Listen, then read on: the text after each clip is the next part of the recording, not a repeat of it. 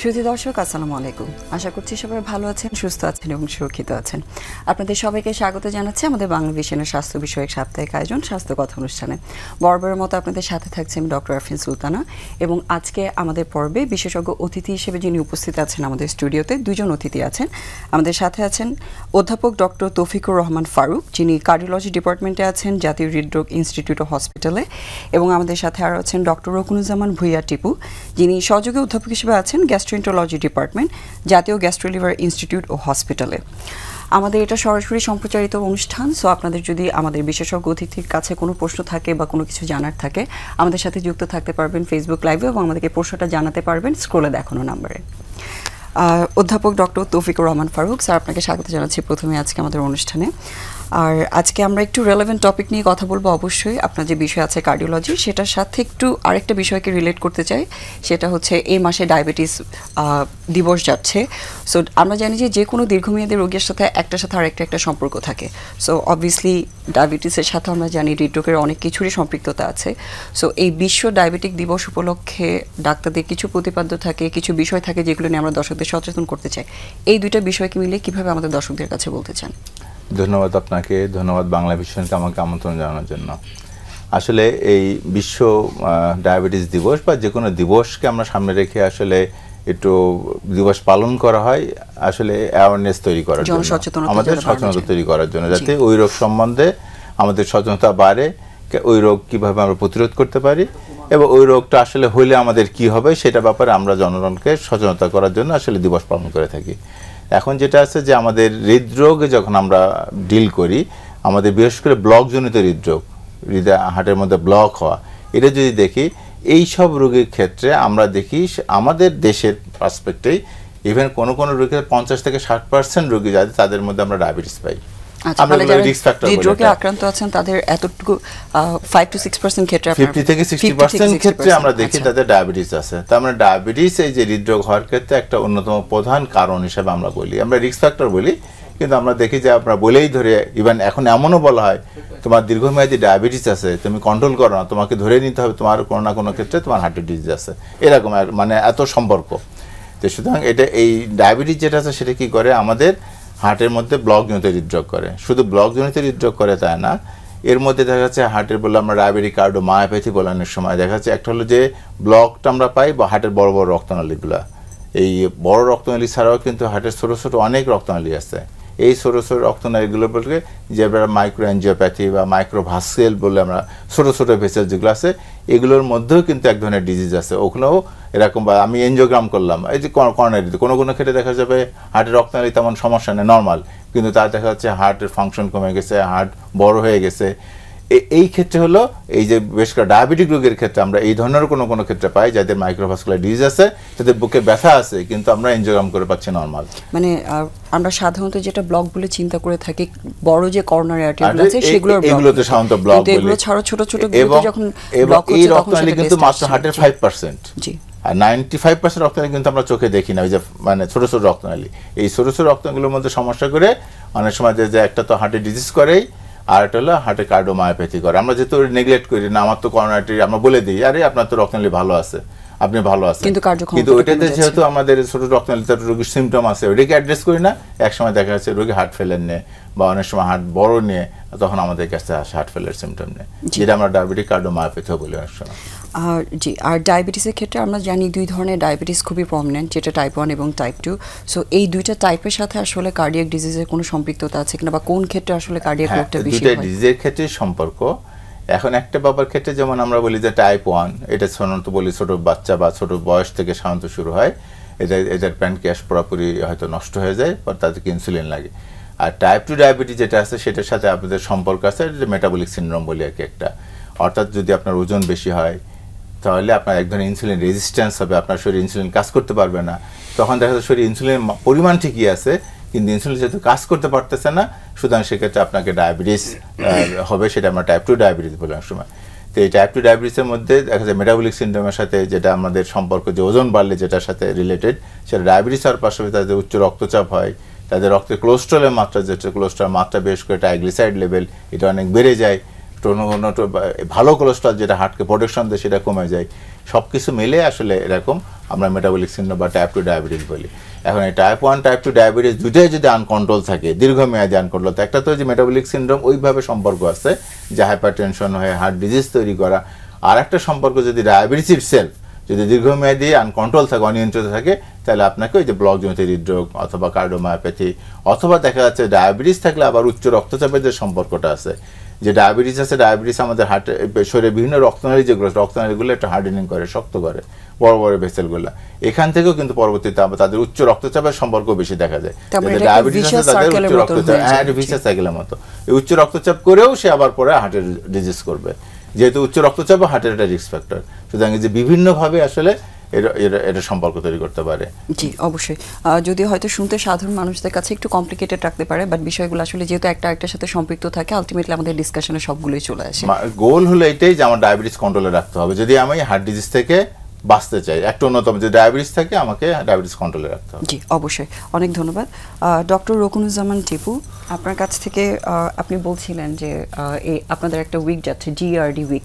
So আপনাদের gastroenterology তো আসলে খুব স্পেসিফিক একটা সাবজেক্ট, সুপার স্পেশালিটি একটা সাবজেক্ট, যেহেতু একটা স্পেসিফিক টপিক আপনারা এই মান্থে সেলিব্রেট করছেন, এই জিআরডি বিষয়টা আসলে এবং কেন এটা আসলে সেলিব্রেশন প্রয়োজন আছে? আমরা জানি সবসময় সচেতনতা বৃদ্ধির জন্য হয়তো এরকম করছি, এই রোগটাকে যদি আমরা শুদ্ধ বাংলায় একটু দর্শকদের বোঝার মতন করে বলতে চাই। ধন্যবাদ। এই নভেম্বর মাসের 23 তারিখ থেকে 29 তারিখ পর্যন্ত এই সপ্তাহটাকে বলা হয় যে জার্ড অ্যাওয়ারনেস উইক। এটা বিশ্বব্যাপী পালন করা হয়ে থাকে। আমাদের বাংলা ভাষায় যদি আমরা এটাকে বলতে চাই যে গলা বুক জ্বালা পোড়া, আচ্ছা হ্যাঁ, এই সমস্যায় ম্যাক্সিমাম খুবই কমন একটা সমস্যা, জনগণই জীবনের কখনো না কখনো কোনো সময় এই মানে সিমটমে ভুগে থাকেন। এটাকে বলা হয় যে জার্ড। জার্ডের একটা মানে ইলাবোরেশন হচ্ছে গ্যাস্ট্রো ইসোফিজাল রিফ্লাক্স ডিজিজ, অর্থাৎ আমাদের পাকস্থলী বা স্টোমাকের যে কন্টেন্ট এবং পাকস্থলীর যে অ্যাসিড, সেটা যখন আমাদের উপরের দিকে চলে আসে, অর্থাৎ খাদ্যনালীর শেষাংশে বা ইসোফেগাসে, তখন এখানে একটা উপশম মানে সিমটম পরিলক্ষিত হয়। সেটা হচ্ছে যে বুক জ্বালাপোড়া করে, অর্থাৎ রোগীগণ বলে থাকেন যে আমার বুকে সিনার পিছনে জ্বালাপোড়া করে। অনেক সময় যে গলার মধ্যে বা মুখের মধ্যে টক রস চলে আসে, টক ঢেকুর আসে। কখনো কখনো দীর্ঘমেয়াদী যদি হয়ে থাকে তাহলে কিন্তু সেখান থেকে ক্রনিক কফ হইতে পারে, কাশি থাকতে পারে, সেটা যদি আপনার খাদ্যনালীতে এই রসটা চলে যায়। তাছাড়া কারো কারো দাঁতেও সমস্যা দেখা দিতে পারে, অর্থাৎ দাঁতের ক্ষয় হতে পারে। অর্থাৎ মানে পাকস্থলীর যে কন্টেন্টগুলো আছে, অর্থাৎ অ্যাসিড এবং পেপসিন, সেটা যদি কোনো গঠনগত কারণে হোক, অথবা খাদ্যাভ্যাস, অথবা শারীরিক কোনো আদার ফ্যাক্টরের জন্য হোক, যদি ওটা উপরে উঠে আসে, তাহলে এই কতগুলো সিমটমের সমষ্টি, এই সমষ্টি নিয়েই হচ্ছে জার্ড বা গ্যাস্ট্রো ইসোফেজাল রিফ্লাক্স ডিজিজ। মানে আমাদের যে খাবার হজমের জন্য প্রয়োজনীয় যে অ্যাসিডগুলো আছে, সেটা নরমালি পাকস্থলীতেই থাকার কথা, সেটা যদি কোনো কারণে উপরে চলে আসে তখনই উপসর্গগুলো তৈরি হয়। নরমালি আমরা যে খাবারটা খাই সেটা আমাদের খাদ্যনালী থেকে পাকস্থলীতে যাবে, পাকস্থলীতে 3-4 ঘন্টা সময় থাকবে এবং সেটা নিচের দিকে চলে যাবে। কিন্তু যদি ওই পাকস্থলী এবং খাদ্যনালীর যে সংযোগস্থল, এটা এখানে একটা স্পিংটারের মতো কাজ করে, সেটা যদি রিল্যাক্স থাকে, কোনো কারণে শিথিল হয়ে যায়, অথবা কারো যদি পেটের প্রেশারটা বেশি থাকে, পেটের প্রেশারটা কীভাবে হতে পারে, কেউ যদি অতিকায় স্থূলাকার হয়ে থাকে, অথবা প্রেগনেন্সিতে হইতে পারে, সে কারণে হইতে পারে, তখন পেটের চাপের জন্য এই মানে পাকস্থলীর দ্রব্যগুলো উপর দিকে চলে আসে। আরেকটা জিনিস হচ্ছে যে যদি খুব বেশি অতিরিক্ত ঝাল ভাজা পোড়া খাবার খাওয়া হয়, অথবা টক খাবার খাওয়ার অভ্যাস থাকে, কেউ যদি মদ্যপান করেন বা ধূমপান করেন, অথবা কিছু কিছু ঔষধের কারণে হইতে পারে, সেই সব ঔষধ যদি ডাক্তারের পরামর্শ ছাড়া বা দীর্ঘদিন খাওয়া হয়, তাহলে এই সিমটমগুলো দেখা দিতে পারে, এবং এটা একটা কমন সিমটম। জি, এবং অতিবাহিত হওয়ার পরটা যদি কোনো কারণে ব্লক থাকে, ক্যান্সার দিয়ে বা অনেক সময় আমরা যেটা বলি ফাইব্রোসিস হয়ে গিয়ে, তাহলে সেক্ষেত্রে উপসর্গগুলো হতে পারে। জি, আপনার সাথে আলোচনায় আসবো, তার আগে আমাদের সাথে একজন দর্শক যুক্ত আছেন। দর্শক, আপনার নাম এবং বয়স বলে প্রশ্নটা আমাদের জানান। হ্যালো। জি, হ্যালো, আসসালামু আলাইকুম। ওয়ালাইকুম আসসালাম। জি, আমি মাসুম পারভেজ, নেত্রকোনা থেকে। আমার বুকে মাস 6 আগে ব্যথা ছিল। একজন ডাক্তারের শরণাপন্ন হই এবং ডাক্তার দেখাই। 2-3 মাস ওষুধ খাওয়ার পর আমি আবার ওই দিন আরেকজন ডাক্তার দেখাই, দেখানোর পরে আমার এনজিওগ্রাম করানো হয়। এনজিওগ্রাম করানোর পরে আমার বুকের বাম পাশে পুরো হার্ট ক্লিয়ার আছে, ওই হার্টের বাম পাশে একটা ব্লক দেখাচ্ছে 100%। তো এখন ওনারা বলছে যে এটাকে রিং পরানো যাবে না, কিন্তু আরেকটা মেডিসিন দিয়ে ওনারা এখানে একটা কি করতে যাচ্ছে, করার পরে যদি ক্লিয়ার না হয় সেই ক্ষেত্রে ওনারা অন্য একটা সিদ্ধান্ত দেবে। তো আধুনিক চিকিৎসাতে এটাতে আমরা আসলে কিভাবে কি করা যায় এটার জন্য একটু জানতে চাচ্ছিলাম আর কি। জি, আপনার বয়স সম্পর্কে একটু বলতে হবে এবং আপনার সাথে কোনো প্রেসার, ডায়াবেটিস এগুলো কিছু আছে কিনা? হ্যাঁ, আমার বয়স 39, আমার ডায়াবেটিস নেই, প্রেসার নরমাল আছে। জি, আপনাকে ডক্টর শুনতে পেয়েছেন, উনি আপনার সাথে এখন কথা বলবেন। জি, ধন্যবাদ আপনাকে প্র্যাকটিক্যাল কোশ্চেন করার জন্য। খুবই এটা এবং সচরাচর এই ধরনের সমস্যা রোগীরা ফেস করে। এখন আপনার বুকে ব্যথা হচ্ছে, এনজিওগ্রাম করছিলেন, হার্টের রক্তনালীতে ব্লক পাওয়া গেছে, 100% ব্লক পাওয়া গেছে। 100% ব্লক পাওয়া গেলে যেটা আছে যে আমরা 100% ব্লক আমরা রিং বসাই সাধারণত ক্লিয়ার করে দেই ইউজুয়ালি। কিন্তু কোনো কোনো ক্ষেত্রে দেখা যায় যে ওই ব্লকের মধ্যে এত বেশি ক্যালসিয়াম জমা হয়, তো ক্যালসিয়াম জমা হলে তখন ওই ক্যালসিয়াম যেটা, এই ক্যালসিয়ামটা হলো দেখা যাচ্ছে আমরা যেভাবে খুলতে চাই বেলুন দিয়ে বা তার দিয়ে, তখন ওই তার বা বেলুন দিয়ে তখন ওইটা খুলতে চায় না আর কি। তো এখন যদি কোনো কারণে যে ডাক্তার সাহেব বলছে যে খুলতেও পারে, নাও খুলতে পারে, সব ঠিক আছে, খুলতে পারে নাও খুলতে পারে, এটা হতেই পারে। কিন্তু যাহাতে লেশন যেটা বা 100% ব্লক যেটা আছে, এটার আবার ডিপেন্ড করতেছে আসলে কতদিন ধরে ব্লকটা তৈরি হয়েছে। এখন যদি 100% ব্লকটা বহুদিনের পুরাতন যদি ব্লক হয়, তাহলে এইটা দেখা যাচ্ছে খোলার সম্ভাবনা অনেক সময় কমে যায়। আর যদি ব্লকটা রিসেন্টলি হয়ে থাকে তাহলে দেখা যাচ্ছে যে অনেক সময় খোলা যায়। এটা আমরা বিচার করি ব্লকের যে ক্যারেক্টারিস্টিক্স বা লেশনের ক্যারেক্টারিস্টিক্স কেমন, মানে চেহারাটা কেমন, সেটা আমরা ওই এনজিওগ্রাম সিডি দেখে সাধারণত আমরা বলি যে খোলার সম্ভাবনা কতটুকু বা নাও খুলতে পারে কিনা। তো এই ক্ষেত্রে চেষ্টা করা হয়, চেষ্টা ফেইলও হয় অনেক ক্ষেত্রে, তখন আমরা বাইপাস সার্জারিও করতে বলি। তবে বাইপাস সার্জারি হোক বা রিং লাগানো হোক, যেটাই হোক না কেন, এর মধ্যে সমস্ত কিছুর উপরে আসলে আরেকটা জিনিস গুরুত্বপূর্ণ, সেটা হলো যে আমাদের সিমটম আছে কিনা, অর্থাৎ রোগীর কষ্ট হয় কিনা। কষ্ট হয় মানে রোগী ওষুধ খাওয়ার পরে রোগী হাঁটতে গেলে বা সিঁড়িতে উঠতে গেলে বা তার নর্মাল যেসব অ্যাক্টিভিটি করতে গেলে সেগুলো আসলে তার সমস্যা হয় কিনা। আমি সবসময় একটা কথা বলি, আমরা কিন্তু চিকিৎসা দিই রোগীর, আমরা কিন্তু ব্লকের চিকিৎসা দিই না। ব্লকের উপরে সবচেয়ে বেশি গুরুত্বপূর্ণ হলো পেশেন্টের সিমটম আছে কিনা, সমস্যা আছে কিনা, উপসর্গ আছে কিনা, এটা হলো গুরুত্বপূর্ণ। যদি দেখা যায় ওষুধ খাওয়ার পরেও যদি রোগীর এরকম ব্লক ঠিকই আছে কিন্তু উপসর্গ নাই, সেক্ষেত্রে আমরা অনেক সময় এরকম রিং বা বাইপাস ক্ষেত্রে এটা যদি রোগী নাও লাগাতে চায় বা রোগী অনেক সময় আমরা অ্যাডভাইস করিও না। আর একটা গুরুত্বপূর্ণ জিনিস, সাধারণত যেখানে যে রক্তনালীতে 100% ব্লক থাকে, এই রক্তনালী দিয়ে যেহেতু রক্ত প্রবাহ হয় না, ওই যে অংশকে রক্ত সরবরাহ করে ওই অংশটা টোটালি বন্ধ। যেহেতু রক্ত সরবরাহ হয় না, অনেক সময় এই অঞ্চলে যে টিস্যু যেগুলো আছে, টিস্যুটা আসলে ড্যামেজড হয় বা মারা যায়। এখন আমি অনেক সময় বলি যে মরা গাছে যদি গাছ মারাই চলে যায়, পানি ঢেলে তো লাভ হয় না। অনেক সময় দেখা যায় যে অনেক কষ্ট করে আমরা খুলে দিলাম কিন্তু বেনিফিটটা খুব কম হয়। এখন এই বেনিফিট হবে কিনা এইটা অ্যাসেস করার জন্য বা এটাকে মাপার জন্য আরেক ধরনের কিছু পরীক্ষা আছে, আমরা এমপিআই বলি, মাইক্রোলার পারফিউশন ইমেজিং বলে। এই ইমেজিং দ্বারা আমরা বলি যে আমরা যে অথবা এমআরআই যেটা আছে, কার্ডিয়াক এমআরআই বলে, কার্ডিয়াক এমআরআই করে আমরা এটা অ্যাসেস করতে পারি। করার পরে যদি দেখা যাচ্ছে না, আমরা যদি ব্লক খুলে দেওয়ার পরেও আসলে খুব লাভবান হবে না, তাহলে কিন্তু আমরা সেক্ষেত্রে ব্লক খোলার চেষ্টা নাও করি না বা তার লাভও হবে না। কারণ আমরা সবসময় আমরা যেটা বলি কস্ট বেনিফিট রেশিও, আমরা একটা জিনিস খরচ করলাম, এর থেকে আমরা বেনিফিট কতখানি আসবে সেটা কিন্তু গুরুত্বপূর্ণ।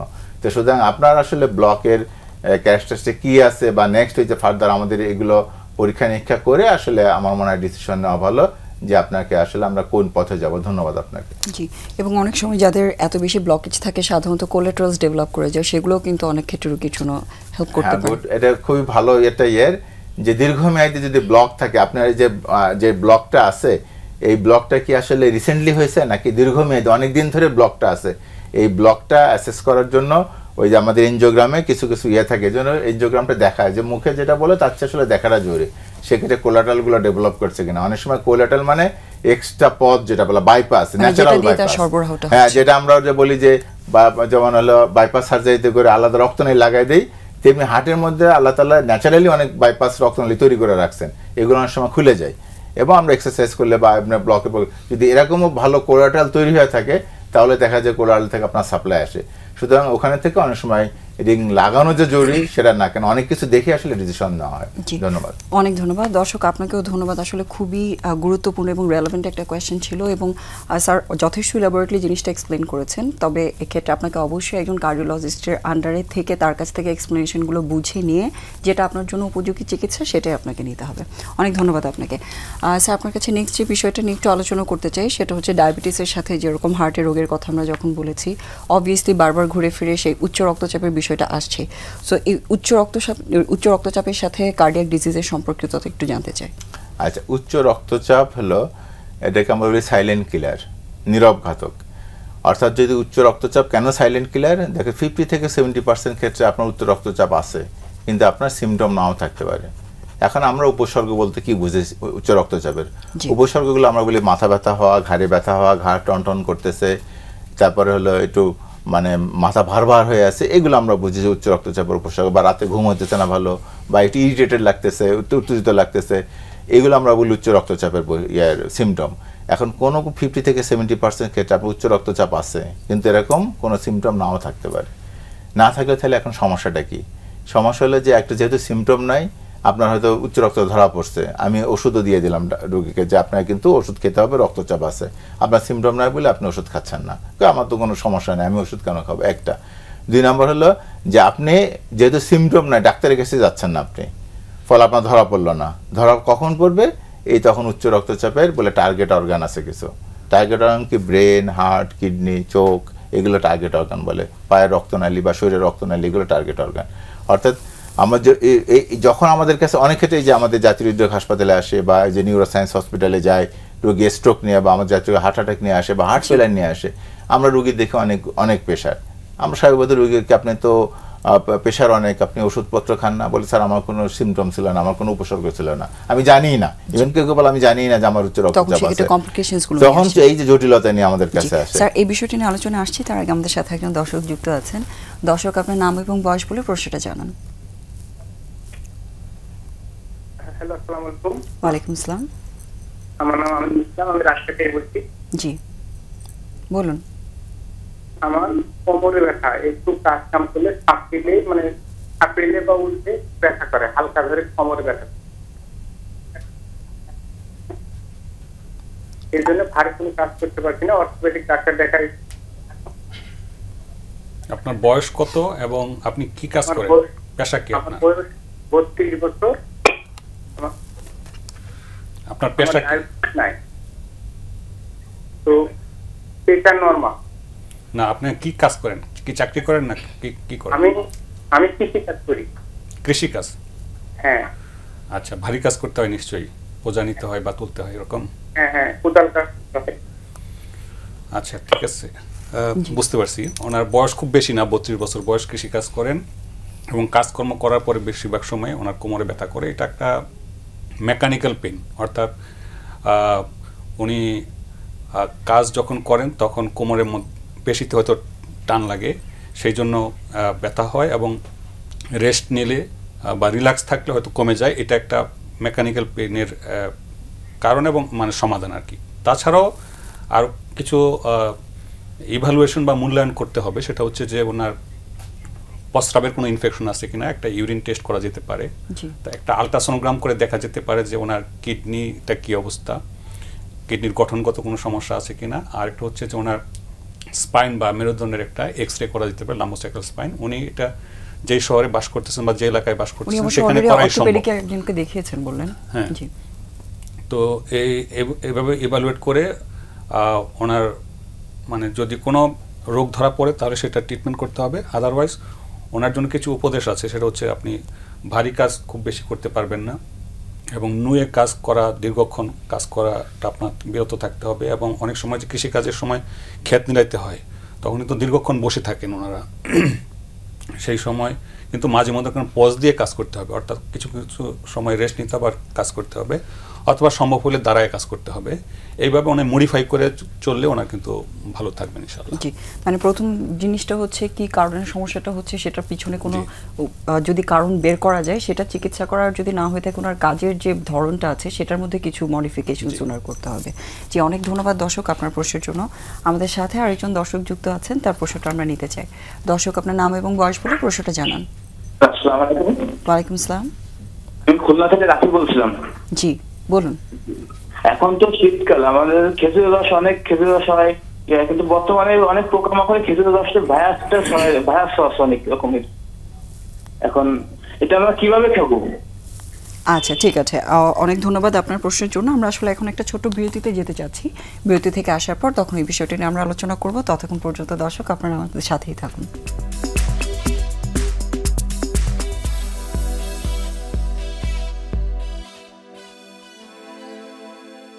শুধু দর্শক, আপনাদেরকে আবারও স্বাগত জানাচ্ছি স্বাস্থ্য কথা অনুষ্ঠানে। ধন্যবাদ আমাদের সাথে থাকার জন্য। আজকে আমাদের সাথে স্টুডিওতে আছেন অধ্যাপক ডক্টর তৌফিকুর রহমান ফারুক, যিনি একজন কার্ডিওলজিস্ট, এবং আমাদের সাথে আছেন ডক্টর রকুনুজ্জামান ভুঁইয়া টিপু, যিনি গ্যাস্ট্রোএন্টারোলজিস্ট। আমরা বিরতিতে যাওয়ার আগে একজন দর্শকের একটা প্রশ্ন ছিল, সেই বিষয়ে আপনি কি বলতে চান? আমাদের দেশে শীতকাল তো চলে আসছে, প্রায় নভেম্বর মাস থেকে শীতকাল শুরু হয়, এবং যখন খুব বেশি শীত জাঁকায় পড়বে তখন কিন্তু আমাদের গ্রামেগঞ্জে এবং শহরেও আমাদের একটা অভ্যাস আছে যে খেজুরের রস খাওয়া, বিশেষ করে কাঁচা রস খাওয়া। এবং এই কাঁচা রসে, অথবা ধরেন রস খেলো না কিন্তু বাদুর অথবা অন্য কোনো পাখির আধা খাওয়া ফল, বিশেষ করে কলা, তারপরে পেঁপে, পেয়ারা বলে গাছ পাকা, এবং অনেক সময় দেখা যায় যে বাদুর অথবা অন্য কোনো পাখি সেটা ঠোকর দিয়েছে অথবা অল্প খেয়েছে, সেটা আমরা খাই এবং এটা একটু সুস্বাদু হয় যেহেতু গাছ পাকা থাকে। এইভাবে কিন্তু ওই মানে বাদুরের অথবা কোনো পাখির লালাতে একটা ভাইরাস থাকতে পারে, সেটা হচ্ছে বলা হয় নিপা ভাইরাস। এই ভাইরাসটা খুব একটা ডেডলি ভাইরাস। কোনো ক্রমে যদি বাদুরের লালা অথবা ইভেন তাদের যে মলমূত্র সেটাও যদি ওই রসের মধ্যে আসে, ওরা রাতের বেলা ওই যে হাঁড়ি রাখা হয় সেই হাঁড়িতে কিন্তু বাদুর এসে মানে যে কোনো ভাবে সেটা সংস্পর্শে যদি সংস্পর্শে আসলে তখন এই ভাইরাসটা রসের মাধ্যমে ছড়ায়, এবং সেই রসটা যদি কাঁচা খাওয়া হয়, অর্থাৎ কোনো লোক যদি কাঁচা খায় তখন কিন্তু। আচ্ছা, এটার দুটো বিষয় একটু জানতে চাই। বিষয়টাতে নিপা ভাইরাস আসলে আক্রান্ত হলে সমস্যাগুলো কি, এবং উনি আসলে যে প্রশ্নটা করেছে কিভাবে এগুলো থেকে প্রোটেক্টেড থেকে এই জিনিসটা ওনারা এনজয় করতে পারেন। তো নিপা ভাইরাসের যদি এরকম আক্রান্ত হয় তাহলে লক্ষণটা কি? প্রথম দিকে আপনার যেটা হচ্ছে যে সাধারণ সর্দি, কাশি, জ্বর, মাথা ব্যথা, শরীর ব্যথা, গা মেজমেজ করা এরকম গলা ব্যথা থাকতে পারে। প্রথম দিকে মনে হবে যে সাধারণ ইনফ্লুয়েঞ্জার মতো অথবা কমন কোল্ডের মতো, কিন্তু নিপা ভাইরাস কিন্তু একটা ডেডলি ভাইরাস, এবং এক সময় খুব দ্রুতই দেখা যাবে রোগীর অবস্থার অবনতি। অবনতিটা কীরকম? মানে একটু কথা অসংলগ্ন হয়ে যেতে পারে, তীব্র মাথা ব্যথা থাকতে পারে, চোখে দেখতে সমস্যা হতে পারে, খিঁচুনি হতে পারে, চেতনা লোপ হতে পারে। অর্থাৎ তার ব্রেনে যদি এটা আক্রান্ত হয়, এটাকে আমরা ডাক্তারি ভাষায় বলি যে এনসেফালোপ্যাথি, ভাইরাল এনসেফালাইটিস যদি হয়, তখন কিন্তু রোগীকে দ্রুতই যদি মেজার না নেওয়া হয়, স্টেপ না নেওয়া হয়, তাহলে কিন্তু পেশেন্ট লস হতে পারে। এবং বলা হয়ে থাকে যে বাংলাদেশের একটা স্ট্যাটিস্টিক্স আছে যে যত নিপা ভাইরাসে আক্রান্ত হয়েছে এই পর্যন্ত, সেটা আপনার মর্টালিটি রেট অর্থাৎ মৃত্যুর আশঙ্কা কিন্তু 70%। সুতরাং যার হবে তার জন্য এটা কিন্তু অনেক মারাত্মক। তাহলে সেক্ষেত্রে আসলে প্রিভেনশনটা হচ্ছে যে প্রথম কথা হচ্ছে প্রিভেনশন আলোচনা আসছি। তার আগে আমাদের সাথে আসলে দর্শক যুক্ত হয়ে আছেন প্রশ্ন নিয়ে, ওনাদের প্রশ্নটা একটু নিয়ে নিই। দর্শক, আপনার নাম এবং বয়স বলে প্রশ্নটা জানান। আসসালামু আলাইকুম। আমার নাম শামসুর রহমান, বয়স 48, ঢাকা থেকে বলছি। আমার প্রবলেমটা হচ্ছে আমার প্রেশার আছে, ডায়াবেটিস নাই। আমি আমার আপার অ্যাবডোমেনের লেফট সাইডে এটা আমি জাস্ট একটা টান টান অনুভব করি, মাঝে মাঝে একটা জ্বালা পোড়া হালকা অনুভব করি, যখন খিদা লাগে তখন। আমি কিছুদিন পূর্বে আপনার এন্ডোস্কোপি করেছি, তো ওখানে তারা বললো যে হালকা ইনফেকশন আছে, আমি অ্যান্টিবায়োটিক দিয়েছি, কোর্স করেছি, ওই কোর্সটা কিন্তু আমি এটা আমার এখনো কেন হচ্ছে আমি বুঝতে পারছি যে আমার পরবর্তী করণীয় কি আমি জানতে পারছি। জি, অনেক সুন্দর একটা প্রশ্ন করেছেন। আপনার যদি দর্শকের কাছে কোন প্রশ্ন থাকে ছোট করে একটু জিজ্ঞেস করে নিতে হবে, আমাদের সাথে আরেকজন দর্শক আছে, ওনার প্রশ্নটা আমরা নিতে চাই। আলট্রাসাউন্ড কি করানো হয়েছিল আপনার? আলট্রাসোনোগ্রাম জি জি আলট্রাসাউন্ড করা হয়েছে। লিভার সম্বন্ধে বা গলব্লাডার সম্বন্ধে কিছু কমেন্ট করা আছে? ফ্যাটি লিভার অথবা গলস্টোন এরকম? জি আমার লিভারের ফ্যাটি লিভার গ্রেড 2 গ্রেড 1 আছে ফ্যাটি লিভার। জি বুঝতে পারছি। জি আর কোনো প্রশ্ন আছে? না, ঠিক আছে। আমরা উত্তরটাতে একটু পরে আসছি, আমাদের আরেকজন দর্শকের প্রশ্নটা একটু আমরা নিয়ে নিই। পরবর্তী দর্শক আপনার নাম এবং বয়স বলে আপনার প্রশ্নটা আমাদের জানান। হ্যালো জি জি আসসালামু আলাইকুম। ওয়ালাইকুম আসসালাম। আপু আমি হচ্ছি রায়ান, আমার বয়স হচ্ছে 48। আমি সবসময় হচ্ছে খুব সচেতনভাবে চলাফেরা করি, খাবার দাবার খুব সীমিত আকারে গ্রহণ করি, কিন্তু হঠাৎ রাতে আমার পেইন হয় এবং পরে দেখি যে ব্লক ধরা পড়েছে। কোথায় ব্যথা অনুভব করছিলেন? বুকে। আচ্ছা জি এখন আমি খাবার দাবারও খুব মানে বেছে বেছে গ্রহণ করেছি, খুবই সচেতনভাবে চলেছি, কিন্তু মানে এত কিছুর পরেও আমার কি বলে আমার ব্লক আমি আটকাতে পারিনি। সেই ক্ষেত্রে আমি কি করব? আচ্ছা আপনি কি চিকিৎসার ব্যাপারে জানতে চাচ্ছেন নাকি কিভাবে প্রিভেনশন করা যায় সেই বিষয়ে জানতে কিভাবে চাচ্ছেন? প্রিভেনশন করা যায়, কিভাবে চিকিৎসা পদ্ধতি কি, পুরো বিষয়টাই জানতে চাচ্ছি। অনেক ধন্যবাদ দর্শক আপনার প্রশ্নের জন্য। আমরা এই আলোচনাগুলোতে আসছি, আপনারা একটু ধৈর্য ধরে আমাদের সাথেই থাকুন। জি আপনার প্রশ্ন দুটো শেষ করুন। একটা হচ্ছে নিপা ভাইরাসের প্রিভেনশনের জন্য কি করতে পারেন এবং পরবর্তীতে নিপা ভাইরাস প্রিভেনশনের জন্য যেটার সংক্রমণটা প্রিভেনশন করতে হবে কিভাবে? আমরা কাঁচা রস খাবো না, অবশ্যই জাল দিয়ে সিদ্ধ করে মানে প্রসেস করে খাবো, এটা একটা জিনিস। আর কোনো ফল, যে কোনো ফলই হোক, সেটা গাছ থেকে পেড়ে আমরা না ধুয়ে খাবো না, ধুয়ে খাবো।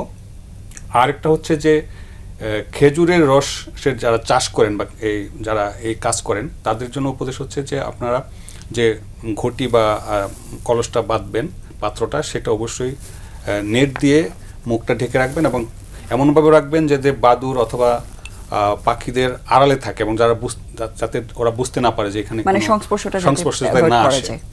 আর একটা হচ্ছে যে যদি কারোর মধ্যে এরকম এই সময়ে যে খেজুর রস খাওয়ার ইতিহাস আছে এবং কিছুদিনের মধ্যে তার জ্বর, কাশি, জ্বর এবং তার মাথা ঝিমঝিমানি এবং অজ্ঞান হয়ে যাচ্ছে, খিঁচুনি হয়ে যাচ্ছে, তাহলে অবশ্যই আমরা চিন্তা করবো নিপা ভাইরাসজনিত এনসেফ্যালাইটিস হয়েছে, দ্রুত ডাক্তারের কাছে নিকটস্থ হাসপাতালে নিতে হবে এবং দ্রুত মেজার নিতে হবে, না হলে কিন্তু পেশেন্টের ডেথ হতে পারে।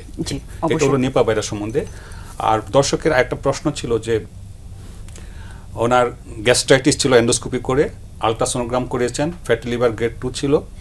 তো ওনার একটা রিস্ক ফ্যাক্টর হচ্ছে ওনার মানে ডায়াবেটিস বলেছিল। ডায়াবেটিস মিলিটাসের সাথে যদি আমরা মানে ফ্যাটি লিভার যদি মিলাতে যাই তাহলে আমরা মেটাবলিক সিনড্রোমের একটা অংশ হিসাবে ওনার কিন্তু ফ্যাটি লিভার হয়েছে। সুতরাং ওনার ডায়াবেটিসকে অবশ্যই কন্ট্রোল অ্যাড্রেস করতে হবে, হাইপার টেনশন থাকলে এটার চিকিৎসা করতে হবে এবং ওনার যদি রক্তের মধ্যে কোলেস্টেরল এবং অন্যান্য লিপিড প্রোফাইলের কোনো ভারসাম্য থাকে সেটার অবশ্যই চিকিৎসা করতে হবে এবং খাদ্যাভ্যাসের পরিবর্তন আনতে হবে, জীবনাচারের মধ্যে পরিবর্তন আনতে হবে। আর উনি এন্ডোস্কোপি করে যে গ্যাস্ট্রাইটিস পেয়েছিলেন এবং উনি এক কোর্স অ্যান্টিবায়োটিক গেছেন, তার মানে উনি হয়তো অ্যান্টি-এইচপি থেরাপি, ট্রিপল থেরাপি পেয়েছিলেন হেলিকপ্টার পাইলোরি নামক ব্যাকটেরিয়ার এগেনস্টে। তো সেটা হচ্ছে যে এটা হতে পারে যাদের পেপটিক আলসার বা গ্যাস্ট্রাইটিস থাকে, এটা কিন্তু রিকারেন্ট হয়, বারবার হয়। হ্যাঁ, এক কোর্স খাওয়ার পরে আবার যদি হয় তাহলে ডাক্তারের পরামর্শে আবারও একটা কোর্স খাওয়া লাগতে পারে এবং অনেক সময় রেস্কিউ থেরাপি হিসাবে এখানে হয়তো 3টা ওষুধ খেয়েছেন, এটা 4টা ওষুধের একটা কোর্স নেওয়া যেতে পারে। আর একটা হচ্ছে যে উনি যদি স্মোকিং করেন তাহলে এটা বন্ধ করতে হবে এবং খাদ্যাভ্যাসের যদি কোনো মানে থাকে, অসামঞ্জস্য থাকে, সেটা পরিবর্তন, অর্থাৎ ঝাল ভাজা পোড়া খাবার খাবেন না, সময় মতো খাবেন এবং সময় মতো ঘুমাবেন এবং কোনো ব্যথানাশক ওষুধ, বিশেষ করে ব্যথানাশক ওষুধ, পেন কিলার যেমন ডাইক্লোফেনাক বা নেপ্রোক্সেন, এই জাতীয় ওষুধ উনি ডাক্তারের পরামর্শ ছাড়া খাবেন না। মানে ওনার আসলে যেটা কনসার্ন ছিল যে ওনার যে ডিসকমফোর্টটা হচ্ছে অ্যান্টিবায়োটিক থেরাপিটা নেওয়ার পরও, সেটা আপনি যেটা বলেন এগুলো আসলে সম্পৃক্ততা অনেক কিছুর সাথেই থাকতে পারে এবং সাথে শুধু ওষুধ খেলে আসলে সব কিছু ভালো হয়ে যায় না, আমাদের নিয়ন্ত্রণটা রাখতে হয়, ফলো আপটা ঠিকভাবে করতে হয়। অনেক ধন্যবাদ সুন্দর করে বুঝিয়ে বলার জন্য এবং আশা করছি দর্শক আপনি আপনার প্রশ্নের উত্তর পেয়েছেন। তারপরেও যদি মনে হয় আপনার সমস্যাটা বেশি হচ্ছে, আপনার অবশ্যই আসলে একজন বিশেষজ্ঞের কাছে গিয়ে তার কাছ থেকে জেনে নিয়ে সেভাবে সমাধানটা করতে হবে। স্যার আপনার কাছেও একটা প্রশ্ন ছিল আমাদের দর্শকের, যিনি হৃদরোগে ভুগেছেন, অবশ্যই তার ব্লক আছে এবং সেটার বিষয়ে খুবই রেলেভেন্ট এবং এই আলোচনাটাই আমরা এখন করতে চাচ্ছিলাম দুইটা বিষয়, সেটা হচ্ছে চিকিৎসার বিষয়টা এবং প্রিভেনশনটা কিভাবে করতে পারেন। ধন্যবাদ। খুবই প্র্যাকটিক্যাল প্রশ্ন। এখন উনি যেটা বলছে যে স্বাভাবিকভাবে যে আমি তো খুব সুন্দর লাইফস্টাইল মেনটেন করতাম, যেটা আমরা বলি স্বাস্থ্যকর জীবনযাত্রা, তারপরে কেন আমার আসলে ব্লক ধরা পড়লো বা আমি এনজিওগ্রাম করলাম সমস্যা হলে কেন ব্লক ধরা পড়লো। এখন অনেক সময় এই কোশ্চেনটা অনেক সময় অনেক রুগীও আমাদের এসে বলে, স্যার আমি তো জীবনে সিগারেট খাই না, ও সিগারেট খায়, আমি সিগারেট খাই না, আমার অ্যাটাক হলো, ওর তো কিছু হয় নাই, যে বিভিন্ন। এখন আসলে এই যে সিগারেট খাওয়া বলেন বা লাইফস্টাইল বা খাওয়া দাওয়া ঠিক মতো চলা বলে, এগুলোকে আসলে আমি রিস্ক ফ্যাক্টর বলি। যেমন ধূমপান করলেই যে আমার অ্যাটাক হবে তা না, ধূমপান করলে আমার অ্যাটাক হওয়ার অথবা আমার ব্লক হওয়ার অথবা আমার হার্টের সম্ভাবনা, হৃদরোগ হওয়ার সম্ভাবনা অনেক বেড়ে যায়। আমি অনেক সময় বোঝানোর বা কাউন্সিলিং করার জন্য বুঝি, আজকে আপনার 48 বছর বয়সে ব্লক ধরা পড়লো, আপনি যদি এই লাইফস্টাইল মেনটেন না করতেন তাহলে দেখা যেত আপনার হয়তো 30 বছর বয়সে কিন্তু অনেক সময় হার্টের রোগ ধরা পড়তো বা আপনার হয়তো অ্যাটাক হতে পারতো 30 বছর বয়সে। তো এখন আপনার যেহেতু আপনি লাইফস্টাইল মেনটেন করেন, হয়তো এটা 48 বছর বয়স পর্যন্ত হয়েছে। এখন এমন যেটা হচ্ছে, তাহলে আমি তো স্বাভাবিকভাবে চাবো যে আমার 48-এ না, আমার মানে আমি 90 বছর পর্যন্ত বাঁচবো, আমার 90 বছর পর্যন্ত যাতে আমার কোনো না হয়, অ্যাটাক না হয়, সেটাও তো একটা গুরুত্ব, মানে সবারই চাওয়া হতে পারে। তাহলে আমার করণীয় কি? তো এইটা হলো একটা গুরুত্বপূর্ণ মানে প্রশ্ন, যে আমাকে যেমন এখন যেমন একটা ধরা পড়ে গেছে, এখন আমি সেকেন্ডারি প্রিভেনশনে যাব। তো কারো প্রশ্নও এরকম আছে, রোগীরা এসে আমাদেরকে বলে যে স্যার এরকম আমার ফ্যামিলিতে আমাকে সমস্যা আছে বা আমার ফ্যামিলিতে হার্টের রোগ হওয়ার সম্ভাবনা বেশি, আমি চাই না যে আমার হার্টের রোগ হোক, তাহলে আমার করণীয় আসলে কি? তো এই ক্ষেত্রে যেটা আছে যে ডেফিনেটলি যে আমার হার্টের যেমন ব্লক ধরা পড়ছে, স্বাভাবিকভাবে ব্লক থেকে ইউজুয়ালি অ্যাটাকটা হয়। তাহলে আমাকে যে ফার্স্ট ইয়েটা হলো যে ব্লক যাতে না হয়, সেক্ষেত্রে আমার করণীয় কি? আর ওনার ক্ষেত্রে একটা প্রশ্ন যেটা থাকে যে আমি সুন্দর লাইফস্টাইল মেনটেন করা, এটা যেমন আমি রিস্ক ফ্যাক্টর যত কমাবো কিন্তু আমার কিন্তু তত হার্ট অ্যাটাক হওয়ার সম্ভাবনা কমে যাবে। যার যত বেশি রিস্ক ফ্যাক্টর থাকবে তত কিন্তু ব্লক হওয়ার সম্ভাবনা বেশি। আমার ডায়াবেটিস আছে, উচ্চ রক্তচাপ আছে, কোলেস্ট্রলের মাত্রা বেশি, আমি ধূমপান করি, আমার 4টা রিস্ক ফ্যাক্টর আমার ফ্যামিলিতে আছে, তাহলে আমার ব্লক হওয়ার সম্ভাবনা অনেক বেশি। আমি যত রিস্ক ফ্যাক্টর কমাবো তত আমার ব্লক হওয়ার সম্ভাবনা কমে যাবে। তো এখন যেটা আছে যে আমি আসলে করণীয় কি, সেই ক্ষেত্রে আমাদের বলি যে কিছু নোভেল রিস্ক ফ্যাক্টর আছে যেগুলো এগুলোর বাইরে, যেমন ডায়াবেটিস, উচ্চ রক্তচাপ, এগুলোর বাইরে কিছু নোভেল বা নতুন রিস্ক ফ্যাক্টর আছে। এই রিস্ক ফ্যাক্টরগুলো আছে কিনা তখন সেটা সাধারণত আমরা অ্যাসেস করি, এগুলো পরীক্ষা নিরীক্ষা করতে, যদি ওগুলো থাকে সেগুলো কন্ট্রোল করতে হবে। তারপরে হলো যে আমাদের সবচেয়ে বড় যে সমস্যাটা হয় যে আমার কোলেস্ট্রল নর্মাল ছিল, আমার তো প্রেশার নাই, আমার কিছু নাই, আমি এই জন্য আমি কোনো ওষুধপত্র খাই নাই। তো এখন ওষুধপত্র যেহেতু খাই নাই, আমার তার মানে যে আমার কোনো সিমটমও নাই, ইভেন তো সিমটম নাই মানে যে আমার ব্লক নাই, কিন্তু এরকম কিন্তু না। আবার যারা আছে যেমন 20-30 বছর বয়সে অনেক মানুষ দেখবেন যে তাদের ইয়ং ছেলে, তাদের হঠাৎ করে বুকে ব্যথা হয়েছে এবং সে মারা গেছে ফার্স্ট টাইম, অথবা তার 20 বা 30 বছর বয়সে তার হার্ট অ্যাটাক হয়েছে। আমরা এনজিওগ্রাম করি, দেখা যায় তার ব্লক মাত্র 20-30% ব্লক, তার হয়তো রিং লাগে না, তার কিন্তু তার অ্যাটাক হয়ে গেছে। তাহলে এই যে অল্প মাত্রা ব্লকও কিন্তু কোনো কোনো ক্ষেত্রে ক্ষতিকর হতে পারে। তা আমাদের যেটা বলছে প্রিভেনশন করা থাকবে যে আমার অল্প মাত্রা ব্লকও যাতে না হয়, সে থেকে আমার করণীয় কি? 2 নম্বর, যদি আমার ব্লকও থেকে থাকে, আমার অল্প মাত্রা ব্লক কিন্তু আমার যাতে অ্যাটাক না হয়, অ্যাটাক হলে তো আমার কার্ডিয়াক মাসল ড্যামেজ হচ্ছে, সেটাকে কিভাবে আমরা প্রিভেনশন করতে পারি। তো এই ক্ষেত্রে যে লাইফস্টাইল যেটা বলেন সেটা তো গুরুত্বপূর্ণ ভূমিকা আছেই, এর পাশাপাশি এর চেয়ে বেশি ভূমিকা হলো এই ক্ষেত্রে ওষুধের ভূমিকা। কিছু আমাদের ওষুধ আছে, কোনো কোনো ক্ষেত্রে আমরা বলি যে বেশ করে কোলেস্ট্রলের ওষুধ যেগুলো উচ্চ মাত্রায় আমরা দেই, এই উচ্চ মাত্রায় ওষুধ দেওয়ার প্লাস আরও কিছু ওষুধ আছে, সব কিছু মিলে সেটা হলো যাতে একটা হলো আমার ব্লক না হয়, 2 নম্বর ব্লক হলো ব্লকের মাত্রা যাতে না বাড়ে, 3 নম্বর হলো যে ব্লক যেটা হয়েছে সেটা যাতে মাত্রা দিন দিন কমতে থাকে। এগুলোর জন্য কিন্তু আমরা এই ওষুধগুলো ইউজ করে থাকি। এখন যেটা সমস্যা হয়, এটা যেহেতু এটা পাবলিক অ্যাওয়ারনেস প্রোগ্রাম, সেক্ষেত্রে অনেক সময় আমাদের যে ওষুধপত্র দেওয়ার পরে বেশ কোলেস্ট্রল ওষুধ বা হার্ট অ্যাটাকের পরেও যে আমরা ওষুধ দেই যাতে কোলেস্ট্রল নর্মাল হয়ে আসছে, বা কারো কারো ক্ষেত্রে কোলেস্ট্রল নর্মালি আছে কিন্তু তার হার্ট অ্যাটাক হয়েছে, দেখা যাচ্ছে কোলেস্ট্রল ওষুধটা বন্ধ করে দেয় বা কোলেস্ট্রল ওষুধ উচ্চ মাত্রায় দিয়ে আমরা হচ্ছে তার রেগুলারিটি যাতে মেইনটেইন করে মেডিসিনের ক্ষেত্রে, এবং তার যার অলরেডি যেমন উনি যেটা প্রশ্ন করেছেন, আসলে ওনার তো অলরেডি ব্লক ধরা পড়ে গেছে, সো সেক্ষেত্রে নিশ্চয়ই চেকআপ বা ফলো আপে থাকাটা খুব ইম্পর্টেন্ট একটা ইস্যু। সেটা উনি কিভাবে করতে পারেন? যেমন প্রিভেনশনের ক্ষেত্রে আপনি মেডিসিন একটা স্টেপ বলেছেন, তাদের চেকআপগুলো আসলে কিভাবে হওয়া উচিত? হ্যাঁ, এটা এখন মেডিসিনের ক্ষেত্রে ওনার তো প্রথম কথা মেডিসিন নিয়মিত খেতে হবে, কেন মেডিসিন শুধুমাত্র এটা যে রোগটা আমার হচ্ছে তা না। শেষের দিকে চলে এসেছে, একটু ছোট করে বলতে। হ্যাঁ, মেডিসিনটা অবশ্যই করতে হবে। যে লাইফস্টাইল যেটা আমরা বলি, লাইফস্টাইল যেটা যে স্বাস্থ্যকর জীবনযাত্রা, যে রেগুলার বলছে আমি রেগুলার হাঁটি, আমি খাওয়া দাওয়া কন্ট্রোল করি, এগুলো তো মেনটেন করতেই হবে। সাথে সাথে আমাদের রেগুলার ফলো আপে যে আমার কখনো যে ব্লাড সুগার লেভেল কেমন আছে, আমার উচ্চ রক্তচাপ কেমন আছে, আমার লিপিড প্রোফাইল কেমন আছে, প্লাস সাথে সাথে ওষুধের কিন্তু কিছু সাইড ইফেক্ট আছে। এই ওষুধের সাইড ইফেক্টগুলো টাইম টু টাইম উনি কার্ডিওর সাথে দেখা করে এগুলোকে আমার দেখবে যে ওগুলোর কোনো সাইড ইফেক্ট হলো কিনা। জি অবশ্যই, অনেক ধন্যবাদ। আপনার কাছেও লাস্টে একই প্রশ্ন রাখছি, আমরা একদমই অনুষ্ঠানের শেষে চলে এসেছি। এই যে আমাদের যে গ্যাস্ট্রিকের সমস্যা, এটা আসলে খুবই কমন একটা প্রবলেম, যেটাতে আপনি আলোচনাটা শুরু করেছিলেন। তো আমাদের খাবারের সাথে এগুলোর অনেক ডিরেক্ট রিলেশন আছে, আমাদের লাইফস্টাইলের একটু রিলেশন আছে। খুব ছোট করে একটু কিভাবে একটু হেলদি রাখতে পারে গাটটাকে, স্পেশালি স্টমাকটাকে, সেটা যদি বলতেন। একেবারে মোদ্দা কথা যদি বলি যে স্বাস্থ্যকর খাবার, সুষম খাবার, পুষ্টিকর খাবার, বিশুদ্ধ খাবার খেতে হবে এবং পর্যাপ্ত পরিমাণ সময় বিশ্রাম নিতে হবে, যথাযথ সময় ঘুমাতে হবে, যথাযথ সময় খাবার দাবার খেতে হবে।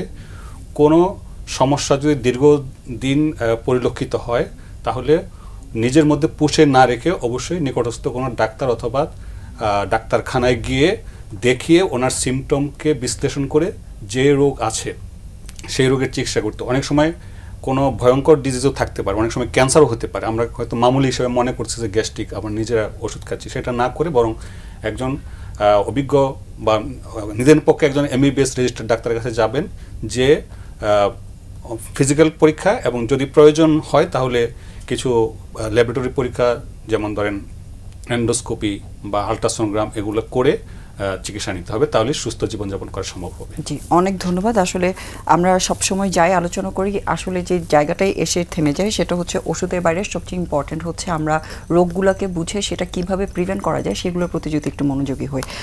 এবং আমাদের আজকে দুজনে বিশেষজ্ঞ অতিথি খুব ইম্পর্টেন্ট দুইটা বিষয় নিয়ে খুব সুন্দর করে বিস্তারিত বলেছেন, কিভাবে আমরা নিয়মগুলো মেনে নিজেদেরকে সুস্থ রাখতে পারি। এবং আমাদের সবসময় আপনাদের কাছে অনুরোধ এটাই থাকে, নিয়মগুলো মেনে ভালো থাকার চেষ্টা করবেন।